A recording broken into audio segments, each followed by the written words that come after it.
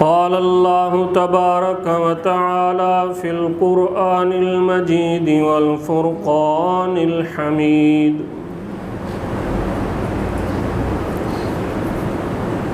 أعوذ بالله من الشيطان الرجيم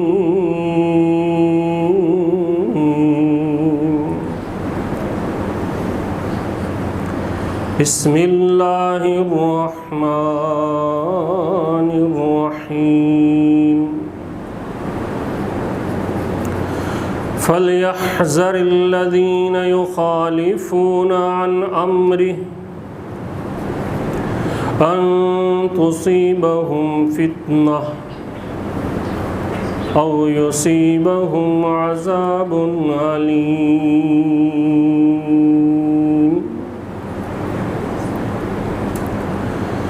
صدق الله العظيم وبلغنا رسوله النبي الكريم ونحن على ذلك من الشاهدين والشاكرين والحمد لله رب العالمين۔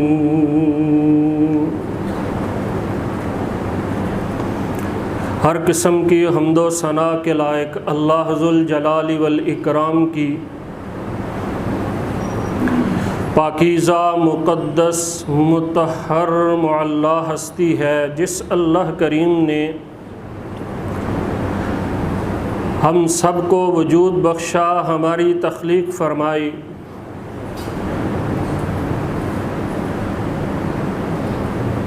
ان گنت لا تعداد درود و سلام کے لائق آخر الزماں پیغمبر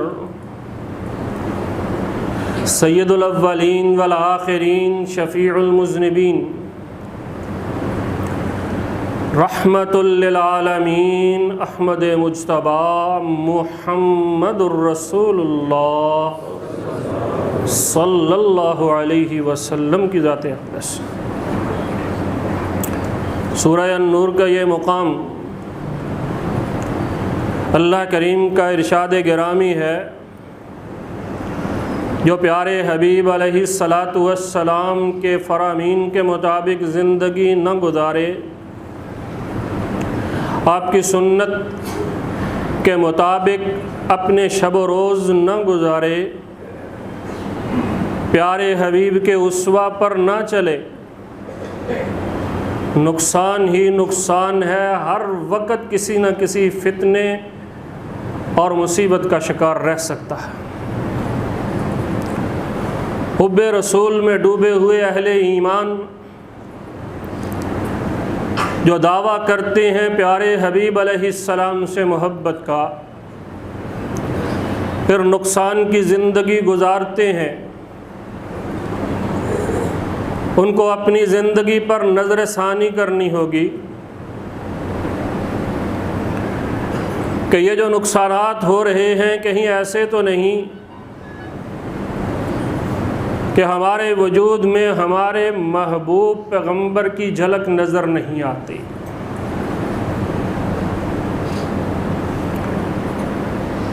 سعید بن مسیب رحمہ اللہ، ان کے پاس ایک آدمی آیا، یودعہ للحج او للعمرہ، اچھے کام کے لیے جا رہا تھا، سوچا امام سعید ابن مسیب سے ملاقات کرتا جاؤں، ان کو الوداع کہہ رہے ہیں، اذان ہو جاتی ہے مسجد کے اندر اور وہ آدمی باہر نکلنے لگتا ہے۔ عظیم تابعی سعید ابن مسیب رحمہ اللہ فرماتے ہیں، اللہ کے رسول علیہ السلام کی سنت مطہرہ آپ کا فرمان ہے، مسجد میں بندہ موجود ہو، مسلمان آذان ہو جائے، باہر جائے، منافق ہے، نہیں جانا چاہیے۔ مسجد کے اندر آدمی موجود، آذان ہو جائے، یا اذان کا وقت قریب بھی ہو پھر بھی نہیں جانا چاہیے، تو سنت پر عمل چھوڑ دینے کے نقصانات کے اندر ہم اس واقعے کو اپنے سامنے رکھتے ہیں۔ علامہ سعید ابن مسیب رحمہ اللہ فرماتے ہیں کہ مسجد سے باہر نکلنے سے منع فرمایا ہے پیارے حبیب نے، اب اذان ہوگی نماز پڑھ کے جاؤ۔ وہ آدمی اصرار کرتا ہے کہ ان اصحابی بالحرہ، میرے ساتھی حرہ میں باہر مقام پر ڈیرے لگائے ہوئے ہیں، ہم نے تیاری کرنی، تیرے اصحاب موجود ہوں گے، لیکن اللہ کے رسول کا یہ فرمان ہے۔ بہت سی باتیں آج ہم بھی کرتے ہیں، آخر اس نے بات نہ مانی اور حضرت سعید ابن مسیب رحمہ اللہ افسوس کرتے رہے، دیکھو یہ بندہ سنت رسول کو ترک کر کے چلا گیا۔ کہتے ہیں ابھی وہ یہ بات دہرا رہے ہیں، ایک آدمی آتا ہے اور عرض کرتا ہے حضرت وہ آدمی جو یہاں سے بھاگا ہے تیز تیز اپنے ساتھیوں سے ملنے کے لیے، راستے میں اس کی سواری گری ہے اور اس کی ٹانگ ٹوٹ گئی ہے۔ نقصانات ہم سمجھتے ہیں کہ شاید یہ نقصانات یہ زندگی کے ہیر پھیر ہیں اور ان کا سبب کوئی دین کے ساتھ نہیں ہے۔ انسان سنت رسول کے مطابق چلتا ہو، پیارے حبیب کے فرامین کے مطابق چلتا ہو، اللہ آخرت تو کیا دنیا کے نقصانات سے بھی اس کو محفوظ فرماتے ہیں۔ یہ بات ہمیں یقین کر لینی چاہیے، جس طرح علامہ ابن رجب اور ابن ابی دنیا نے تفصیلات کے ساتھ لکھا ہے۔ علامہ ابن القیم نے مکمل کتاب اس پر لکھی ہے کہ لوگوں سنت کے مطابق چلو، اللہ تمہیں دنیا کے نقصانوں سے بھی محفوظ فرمائیں گے۔ اور آخرت کا نقصان تو اتنا بڑا ہے کہ اس کا تصور کر کے انسان کے رونگٹے کھڑے ہو جاتے ہیں۔ اور آخرت کے وہ دو نقصان ہی انسان یاد کر لے، جن میں پہلا نقصان پیارے حبیب علیہ الصلاۃ والسلام کے ہاتھوں سے حوض کوثر جو نصیب ہونا تھا وہ نہیں ملے گا۔ یہ بہت بڑا نقصان۔ ایک تو حوض کوثر ہے جس میں اللہ تعالیٰ نے اپنی اتنی خیر کثیر رکھی ہوئی ہے۔ پیارے حبیب علیہ السلام نے فرمایا تم تو چلو بھر بھر کے پیو گے، تم تو وہاں پر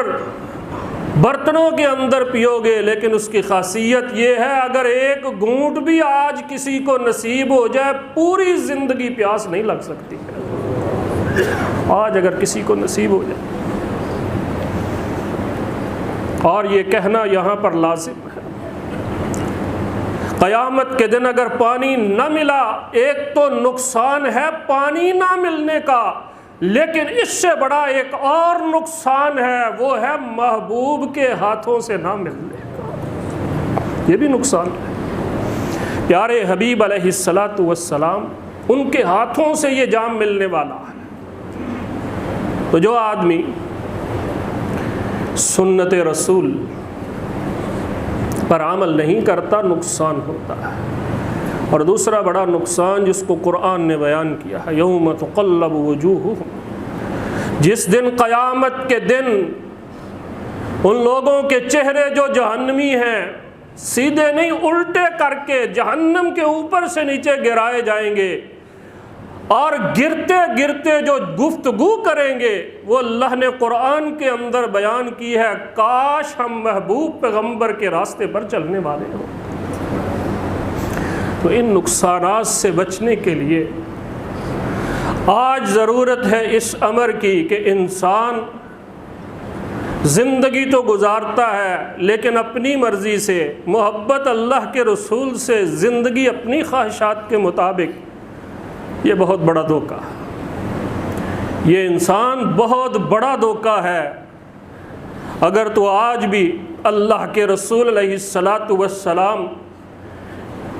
کی سیرت طیبہ کے مطابق، سنت رسول کے مطابق زندگی گزار لے، تیری دنیا بھی بہتر ہو سکتی ہے، قبر بھی بہتر ہو سکتی ہے، حشر بھی بہتر ہو سکتی ہے، اور جنت کے اندر اللہ کے رسول کا ساتھ بھی نصیب ہو سکتا ہے۔ بشر الحافی رحمہ اللہ تعالی بہت عظیم آدمی کو، بہت عظیم انسان، اللہ کے ولی اس دنیا میں گزرے،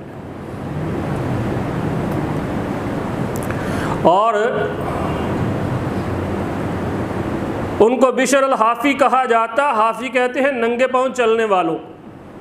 وہ اکثر ننگے پاؤں چلا کرتے، اللہ کے بہت بڑے ولی تھے، اور یہ ایسے شخص تھے جن کی اللہ کے رسول کے ساتھ محبت اتنی عظیم تھی، اتنی عظیم تھی کہ اللہ کے رسول کی زیارت ہوا کرتی تھی۔ خواب کے اندر پیارے حبیب علیہ الصلاۃ والسلام کی اکثر زیارت ہوتی تھی، اور لوگوں کے اندر اتنے مقبول تھے، اتنے اعلیٰ مقام کے مالک تھے کہ لوگ ان سے دعائیں کراتے تھے۔ ایک دفعہ خود فرماتے ہیں کہ آج اللہ کے رسول علیہ السلام سے ملاقات ہوئی ہے خواب کے اندر، اور انہوں نے مجھے یہ بتا دیا ہے کہ تیری زندگی کے حسن کا راز کیا ہے، تجھے لوگ عزت کی نگاہ سے کیوں دیکھتے ہیں، تیری دنیا اتنی بہتر اور حسین کیوں ہے، تجھے اتنا مقام کیوں ملا۔ اللہ کے رسول بتائیے مجھے یہ مقام کیوں نصیب ہوا ہے؟ اللہ کے رسول فرماتے ہیں تو اکیلا نہیں، ولی اور بھی بہت ہیں، بین اقرانک بہت سے ولی ہیں، لیکن تجھے اللہ نے مقام درویشی کا اتنا عظیم عطا فرما دیا ہے، یہ اس وجہ سے کہ تیری سنت، تیرا ایک ایک قدم سنت رسول کے مطابق اٹھتا ہے، اس لیے اللہ نے تجھ کو اتنا بڑا مقام عطا فرمایا ہے۔ تیرا ہر قدم سنت کے مطابق اٹھتا ہے، تیری زندگی کا ہر لمحہ سنت کے مطابق ہے، اور تیرے اندر ایک اور خوبی یہ ہے کہ تو میری آل رسول سے بھی محبت کرتا ہے، تیرے اندر یہ خوبیاں ہیں۔ تو معلوم یہ ہوا کہ پیارے حبیب علیہ الصلاۃ والسلام کی سنت کے مطابق زندگی گزارنے سے دنیا بھی بہتر ہوتی ہے، آخرت بھی بہتر ہوتی ہے، یہاں بھی عزتیں ملتی ہیں، آخرت میں بھی ملتی ہیں، اور نقصان اس وقت ہوتا ہے جس وقت انسان مسلمان ہوتے ہوئے، محبت کا دعویٰ کرتے ہوئے پیارے حبیب کے اسوہ پر نہیں چلتا۔ صحابہ کرام رضوان اللہ علیہم اجمعین پوری زندگی پیارے حبیب علیہ السلام کی سنت کے مطابق گزارنے والے، جس کی سند اللہ کریم نے ان کو عطا فرمائی تھی، اللہ کریم نے ان کو یہ سند عطا فرمائی تھی کہ اگر تم پیارے حبیب کی سیرت یا پھر ان کی سیرت اپنانے والے صحابہ کرام رضوان اللہ علیہم اجمعین، اگر تم پیارے حبیب علیہ السلام کی سیرت پر چلنے والے صحابہ کرام ان کی سیرت کو سامنے رکھو گے تو تمہیں ان میں اللہ کے رسول کا عکس نظر آئے گا، اور پیارے حبیب کی سیرت دیکھو گے تو اس میں قرآن کا اثر نظر آئے گا۔ فَإِنْ آمَنُوا بِمِثْلِ مَا آمَنْتُمْ بِهِ فَقَدِ اهْتَدَوْا۔ سیدنا عقبہ رضی اللہ تعالی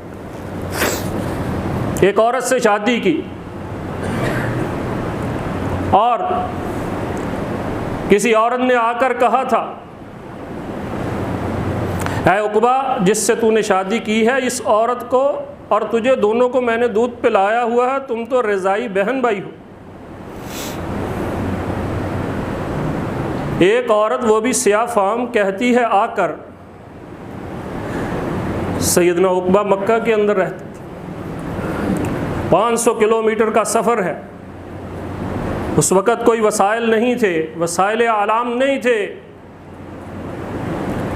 اسی وقت اپنی سواری کو تیار کیا کہ میں مدینہ طیبہ میں اللہ کے رسول علیہ السلام سے اس کا سوال کر کے آؤں گا، اور پیارے حبیب علیہ السلام جس طرح فرمائیں گے اسی طرح کروں گا۔ آج ہم بھی بہت سے ایسے معاملات ہیں، یہ بڑی توجہ طلب بات ہے، دین کی بات بتائی جاتی ہے تو اپنی خواہشات کی وجہ سے اس کو رد کرنے کے بڑے طریقے، اور سب سے عام طریقہ ہم یہ سمجھتے ہیں جس سے ہمیں بچنا چاہیے، اور ہم یہ کہہ کر ٹال دیتے ہیں کہ یہ مولویوں کی باتیں ہیں۔ نہیں، یہ قرآن و سنت کی باتیں ہیں، صرف علماء اس کو بتاتے ہیں۔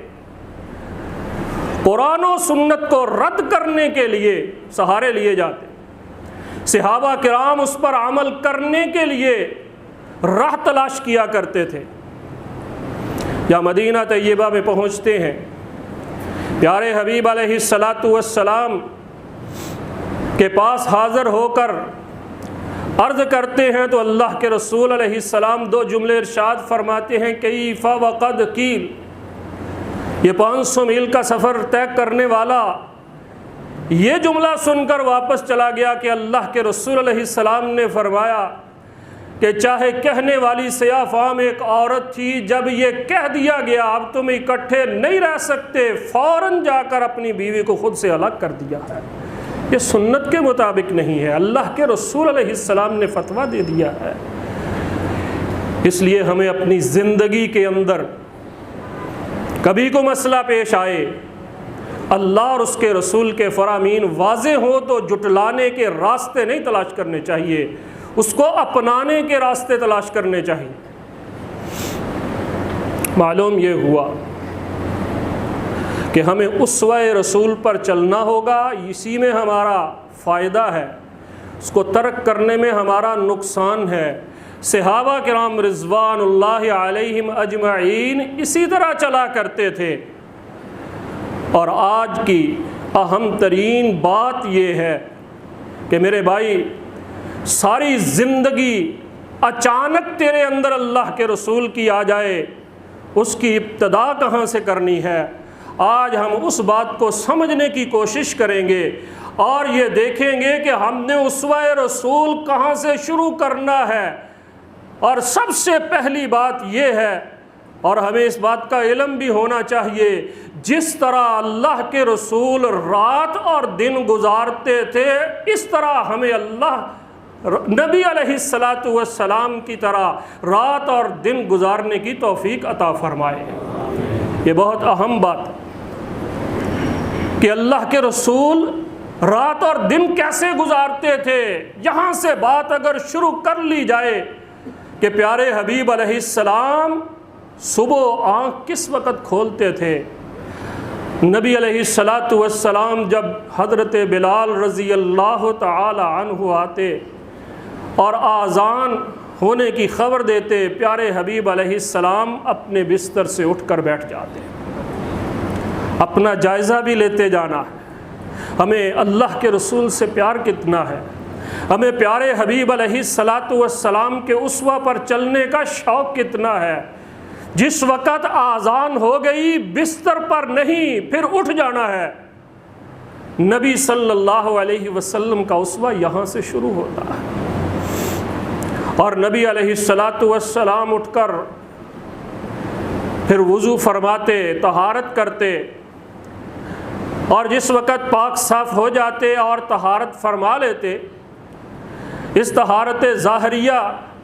یعنی وضو کرنا یہ بھی فرما لیتے، اور اس کے بعد اللہ کے رسول علیہ السلام 2 رکعتیں پڑھا کرتے تھے سنت کی۔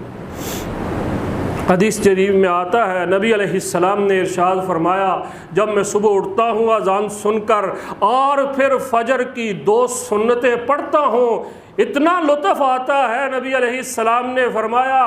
دنیا کے خزانے میرے قدموں میں رکھ دو، میں ان پر 2 رکعتوں کا سودا نہیں کر سکتا ہوں۔ اتنا لطف اللہ کے سامنے صبح صبح اٹھ کر سر بسجود ہونا، اس کے اندر اتنی لذت ہے کہ اللہ کے رسول فرماتے ہیں دنیا و ما فیہا سے، یعنی اس کے خزانوں سے مجھے ان 2 رکعتوں کو چھوڑنا مشکل ہے، میں سب کچھ چھوڑ سکتا ہوں، 2 رکعتیں نہیں چھوڑ سکتا۔ پیارے حبیب علیہ السلام اگر فجر کی 2 سنتوں کی قیمت یہ بیان فرما رہے ہیں تو جو بعد میں فرض پڑھنے ہیں ان کی قیمت کتنی ہوگی؟ اللہ کے رسول علیہ السلام کی سنت پر چلنے والے، آپ کے اسوہ کو اپنانے والے محبان رسول ایسے ہوتے ہیں جو صبح آذان سن کر بستر سے اٹھ جاتے ہیں اور پھر اللہ کے سامنے کھڑے ہو جاتے ہیں۔ تصور کر کے آج کے بعد کھڑے ہو جائیے کہ اللہ کے رسول بھی اسی طرح فرماتے تھے، اسی طرح کرتے تھے، اس کے اندر ایک اور لذت پیدا ہوگی۔ اللہ کے رسول علیہ السلام فجر کی نماز پڑھاتے، یہ نبی علیہ السلام کا یومیہ ٹائم ٹیبل ہے۔ محبان رسول کہاں سو گئے؟ اللہ کے رسول علیہ السلام صبح کی نماز کے بعد اپنے مصلی پر تشریف رکھتے، وہاں پر کثرت کے ساتھ ذکر کرتے، اللہ کو یاد کرتے، اور پیارے حبیب علیہ السلام کہاں سے ذکر؟ صبح جب آنکھ کھلتی وہاں سے ذکر شروع ہوتا، اور حدیث میں آتا ہے راوی بیان کرتے ہیں کان یذکر اللہ فی کل حین ہی، 24 گھنٹے کے اندر ہم جب بھی دیکھتے اللہ کے رسول اللہ کا ذکر ہی کرتے ہوئے نظر آتے تھے۔ پیارے حبیب بڑا اللہ کا ذکر فرمایا کرتے تھے۔ پھر اس کے بعد نبی علیہ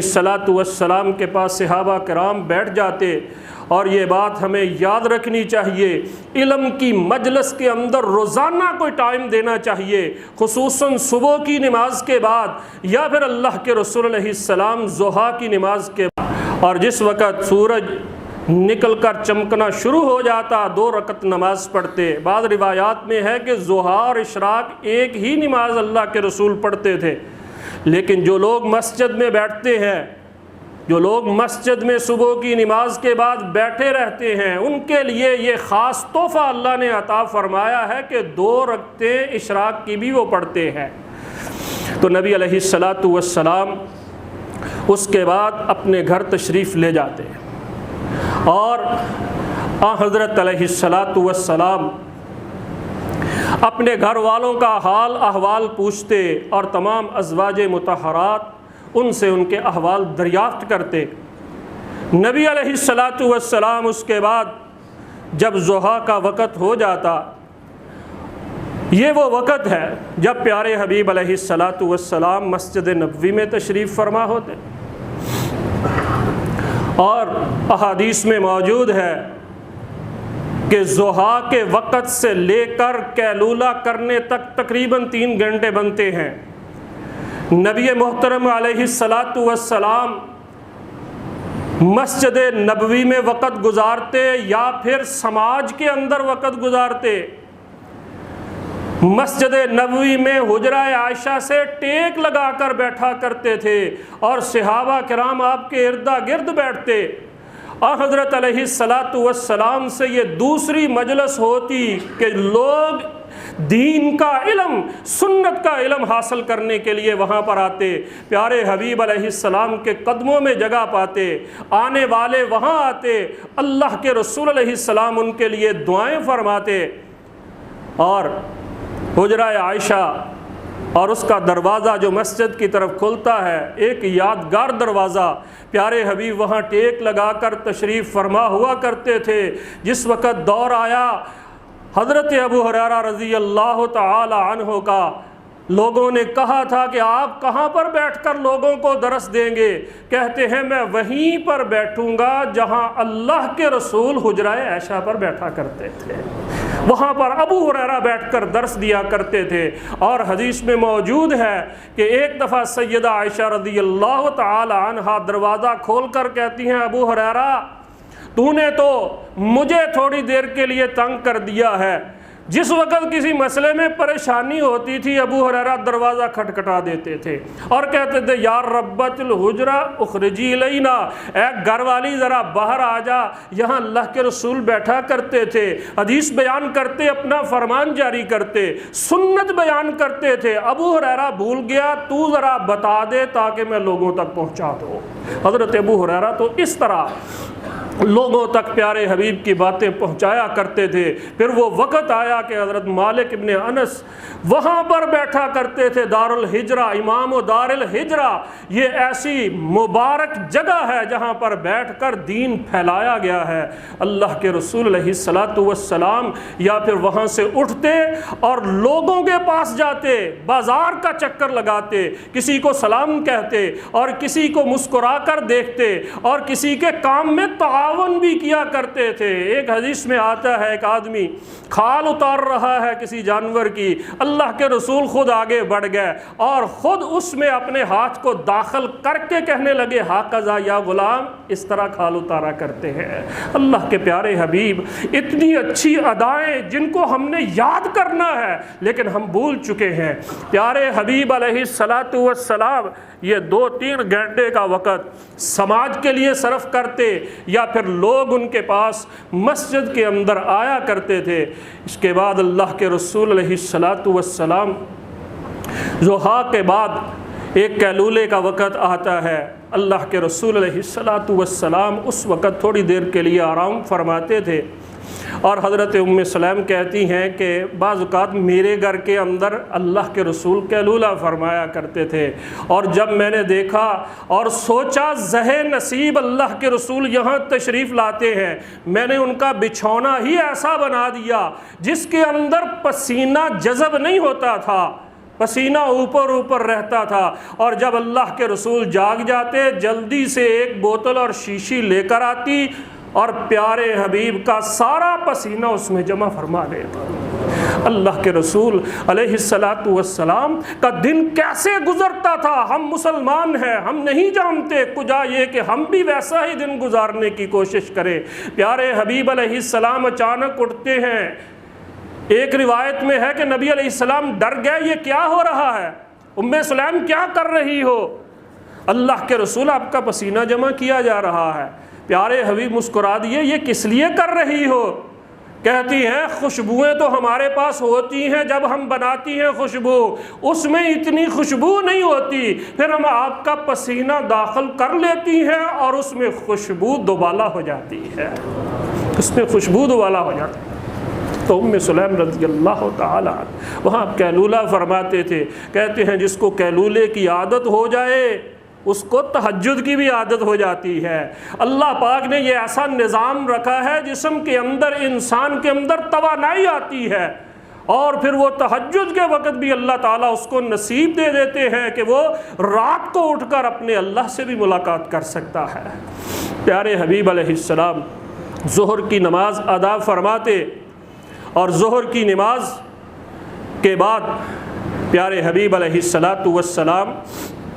گھر کے اندر تھوڑی دیر رہتے اور پھر یا مسجد میں بیٹھ جاتے۔ یہ وہ وقت ہوتا تھا کہ جس وقت پیارے حبیب اپنے ذاتی کوئی کام ہوتے ان کے لیے باہر نکلتے تھے، اور اگر کوئی قافلہ آیا ہوتا، وفد آیا ہوتا تو اس سے ملاقات بھی کر لیتے۔ یہ اللہ کے رسول علیہ الصلاۃ والسلام ان کا دن کیسے گزرتا اس کو ہمیں یاد کرنا ہے۔ عصر کی نماز کے بعد اول وقت میں نماز پڑھتے تھے، اور اس کے بعد یہ وقت مخصوص ہوتا تھا گھر والوں کی خبر گیری کرنے کے لیے۔ اللہ کے رسول علیہ السلام ہمیں یاد رکھنا چاہیے، ہم گھر سے نکلتے ہیں پیچھے مڑ کر کسی کی خبر نہیں لیتے، اللہ کے رسول دن کے اندر 3 دفعہ تمام ازواج مطہرات ان کی خبر گیری فرماتے، ایک اشراق پڑھنے کے بعد، دوسرا عصر کے بعد، اور تیسرا وقت جو عشاء کے بعد آئے گا۔ اللہ کے رسول علیہ الصلاۃ والسلام تمام ازواج مطہرات ان کی خبر گیری فرماتے، اور عصر کے بعد اتنا وقت دیتے جس گھر میں کوئی چیز کی ضرورت ہوتی، پیارے حبیب علیہ السلام ایک اچھا خامند ہونے کے ناطے اس چیز کو وہاں مہیا فرماتے تھے۔ اللہ کے رسول علیہ السلام کی تعلیمات ہیں۔ اور پیارے حبیب علیہ الصلاۃ والسلام مغرب کی نماز کے بعد کھانا تناول فرماتے تھے۔ حضرت علیہ الصلاۃ والسلام گھر میں رہتے یا پھر کسی کو ملنے کے لیے آتے تو مسجد میں تشریف لے آتے، اور عشاء کی نماز کے بعد حضرت علیہ الصلاۃ والسلام سونا پسند فرماتے، اللہ یہ کہ آپس میں مسلمانوں کے بارے میں کوئی مشورہ ہوتا، یا پھر اپنی ازواج مطہرات کو ایک گھر کے اندر جہاں جس کی باری ہوتی وہاں جمع فرماتے، اور وہیں پر پیارے حبیب علیہ السلام ان سے باتیں کرتے، یہاں تک کہ ایک ایک کر کے ہر کوئی اپنے گھر چلی جاتی۔ اور حضرت ربیعہ اسلمی یہ فرماتے ہیں، ربیعہ اسلمی وہ آدمی ہے جو پیارے حبیب کی خدمت کرنے کے لیے خود کو وقف کر رکھا تھا، دن کو نہیں رات کو پیارے حبیب کے اسی دروازے پر بیٹھا کرتے تھے۔ ہو سکتا ہے رات کو اللہ کے رسول ان کو کوئی ضرورت پیش آئے، دروازہ کھلے اور میں نظر آ جاؤں، اللہ کے رسول مجھے بلائیں، میں ان کی خدمت کروں، میری دنیا آخرت سنور جائے۔ ربیعہ اسلمی وہ انسان تھے۔ اللہ کے رسول علیہ السلام کے بارے میں فرماتے ہیں، میں سنا کرتا تھا رات کو جس وقت ساری ازواج چلی جاتی، پیارے حبیب اللہ کا ذکر کرتے کرتے کرتے کرتے ذکر کی میٹھی نیند کے اندر سو جایا کرتے تھے۔ اللہ کے پیارے حبیب علیہ السلام کا دن ایسے گزرتا، اور رات کو اللہ کے رسول نصف رات سونے کے بعد ثلث کے اندر اٹھ جاتے، پھر 1 گھنٹہ یا 1.5 گھنٹہ عبادت ہوتی، پھر جو باقی سدس 1/6 حصہ بچتا تھوڑا سا آرام کرتے تھے۔ نبی علیہ الصلاۃ والسلام رات کو حضرت عائشہ فرماتی ہیں رضی اللہ تعالی عنہا، میں نے پوری زندگی اللہ کے رسول علیہ الصلاۃ والسلام کو دیکھا ہے کہ رمضان ہو یا غیر رمضان ہو، آپ نے قیام اللیل کیا ہے، تہجد پڑھی ہے، اور جس وقت آپ کھڑے ہو کر تہجد پڑھتے تھے، لا تسأل عن حسنہن و طولہن، پیارے حبیب جیسی نماز پڑھتے تھے میری زبان بیان ہی نہیں کر سکتی۔ رات کے وقت جو نماز پڑھی جاتی تھی اتنی پیاری ہوتی تھی، اللہ اور اللہ کا رسول آپس میں گویا ملاقات کر رہے ہیں، بہت پیاری ہوتی تھی۔ اور حضرت حذیفہ بیان کرتے ہیں، ایک دفعہ میں اللہ کے رسول کھڑے ہو کر نماز پڑھنے لگا، اور آخر کار اللہ کے رسول نے اتنی لمبی نماز پڑھی کہ میرے دل میں آیا کہ میں ویسے ہی بیٹھ جاؤں یا ترک کر کے چلا جاؤں، اتنی لمبی نماز۔ کہتے ہیں اس رات اللہ کے رسول علیہ الصلاۃ والسلام نے اتنی لمبی نماز پڑھی جو 5 گھنٹوں سے بھی زیادہ پر محیط تھی۔ اللہ کے پیارے حبیب علیہ السلام کتنے پیار سے اپنے اللہ کے سامنے کھڑے ہوا کرتے تھے۔ حضرت عائشہ فرماتی پاؤں میں ورم ہوتا، سینے میں ہنڈیا کے ابلنے کی آواز ہوتی، آنکھوں میں آنسو ہوتے، اللہ کے رسول اسی طرح اپنے اللہ سے ملاقات فرمایا کرتے تھے۔ پیارے حبیب علیہ الصلاۃ والسلام کو دیکھ کر صحابہ کرام رات کی نماز پڑھا کرتے تھے۔ راوی بیان کرتے ہیں میں مدینے سے گزرتا، مجھے گھر کے قریب سے گھر کے اندر سے آوازیں آتی تھی، اور بڑے تعجب کی بات ہے آج بھی آتی ہیں آوازیں، آج کہیں سے گانے کی آوازیں آتی ہیں، کسی سے شور کی آوازیں آتی ہیں، کسی سے کوئی آوازیں آتی ہے۔ کہتے ہیں مدینے میں صحابہ کے گھروں سے بن بنانے کی آوازیں آتی تھی، ساری رات رو رو کر قرآن پڑھا کرتے تھے۔ پیارے حبیب علیہ الصلاۃ والسلام کی زندگی پر چلنے والے لوگ ایسے ہوتے تھے۔ یہ اللہ کے رسول کا مختصر طور پر 24 گھنٹے کا حال ہے۔